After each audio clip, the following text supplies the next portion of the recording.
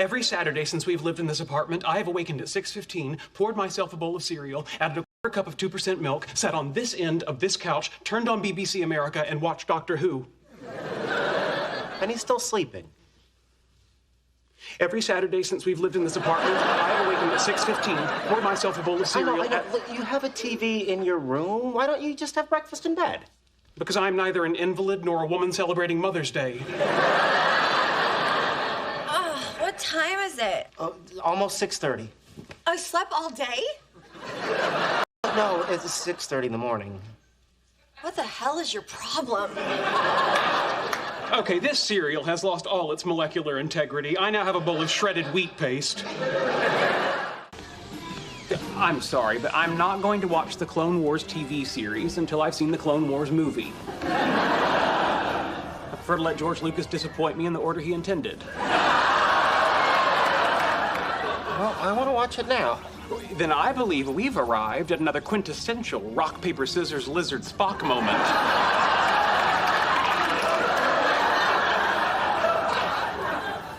Watch whatever you want. I saw what you did there. What did I do?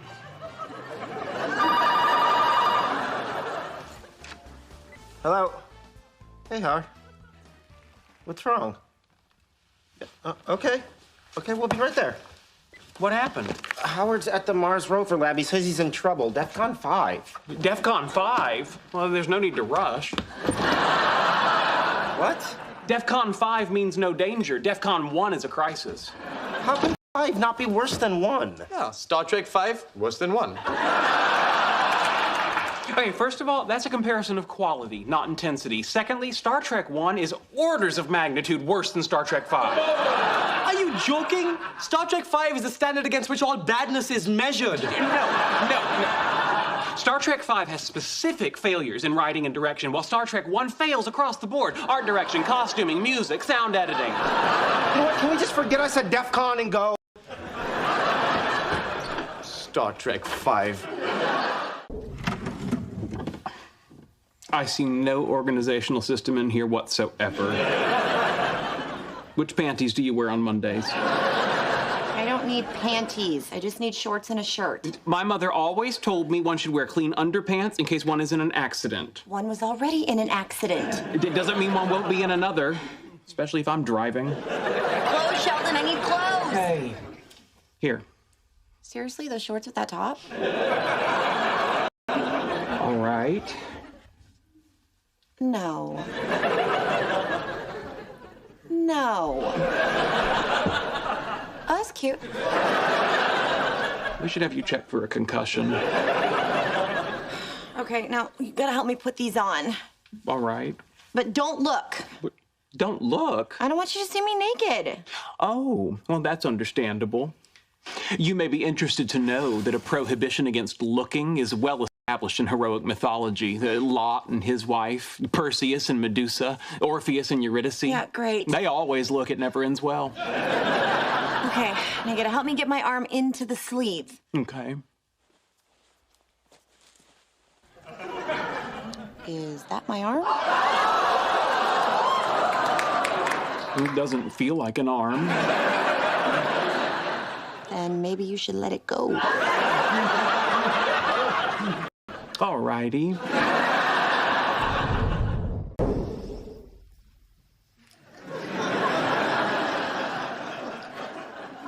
And hold 3, 2, 1. Very good.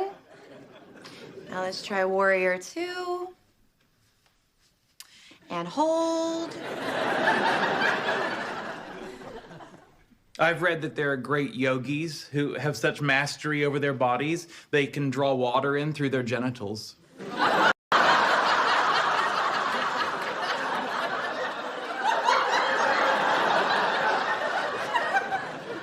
well, I don't think we're gonna get to do that today. Too bad. Seems like a good way to drink a milkshake without getting brain freeze. Oh, hey. Now we go to Reverse Warrior.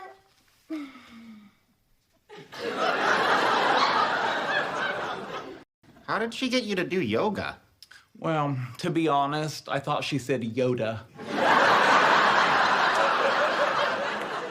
I'm helping him relax because, unlike you, he supports me. Oh, how many times do I have to say it? I support you. Sheldon, take a break. Namaste. Penny!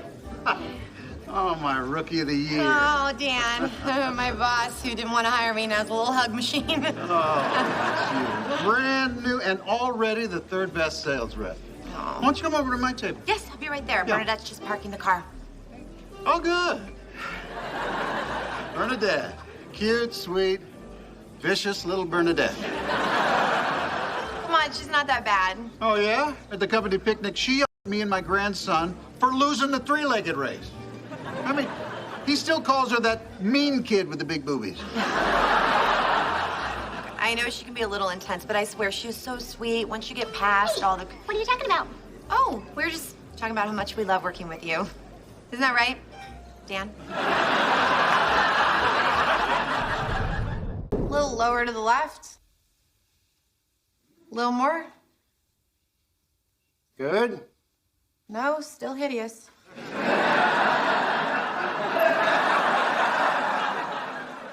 Well, I'm sure at some point we won't even notice it's there. Yeah, you think that, but after a while, it starts showing up in your dreams. I think it brings the room together. Hey, tomorrow, who wants to paint the nursery? I'll do it. Why do you get to do it? I'm the artist. Just because you're starving doesn't make you an artist. Just because I look sickly doesn't mean I'm starving. Howard! Guys, you heard her. Go see what she wants. I think I'm in labor. Oh, okay. I can do this. We have a plan. Somebody please tell me the plan. I'll get the hospital bag. I pull the van up. Me outside in 2 minutes. Team baby, go! I love you. I love you too. Are we hugging or having a baby? Let's go! Dr. Walcott, your work on time is revolutionary. Well, I would say thank you, but in my theory of time, you've already called my work revolutionary. I've already thanked you, and I hate repeating myself, so let's move on. Wait a minute. Are you saying that time has multiple dimensions, the same as space? No, I'm not saying it. The math is saying it. Though it is the math that I invented, so yes, I guess I am saying it. You understanding any of this? I haven't understood anything since Poop Tomato. My goodness, this is incredible. See, I'm just not seeing where string theory fits into all this, and that's where I think that you and I could be of help to each other. Thank you. I'd be honored. All right, allow me to show you my most recent journal. Sheldon's right. This guy's brilliant. Yeah. I mean, he's a little kooky, but a mind that can reconceptualize time probably has a reason for keeping a jar of toenail clippings that we just don't understand. I could spend months up here just going through his math. You know, I think Sheldon might. Great. Who's gonna tell Amy we lost her fiancé to a madman in the mountains? Hey, I drove. Hello. Hey, you're back. How was your trip? It was wonderful. Great. What'd you do? Well, I made a new friend who likes trains as much as I do. I kissed Amy on the lips, and the conductor played his banjo for me. Good night. Wait. I'm gonna need more details. My new friend's name was Eric.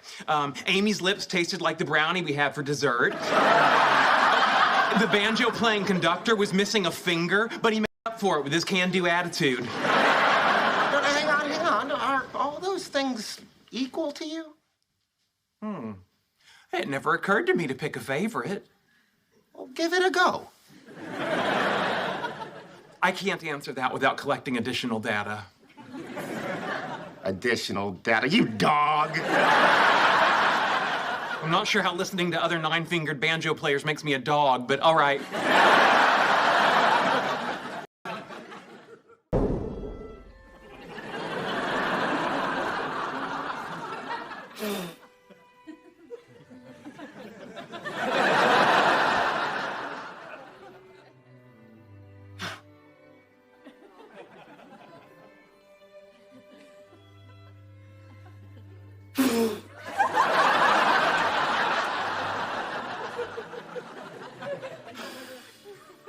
You won! Certainly doesn't feel like it, does it?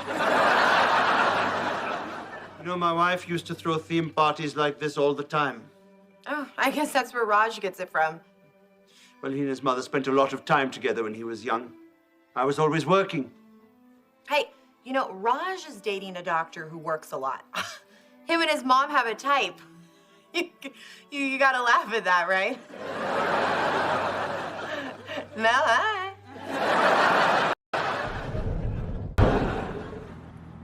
I'm sorry your mother made you feel bad, but you know, at the end of the day, she was wrong because you're not alone. You're right. I have Leonard and Howard and Raj, Stuart, Penny, Leonard's mom, Bernadette, Will Wheat. What about the woman who just buttered your big flat feet? I was going chronologically.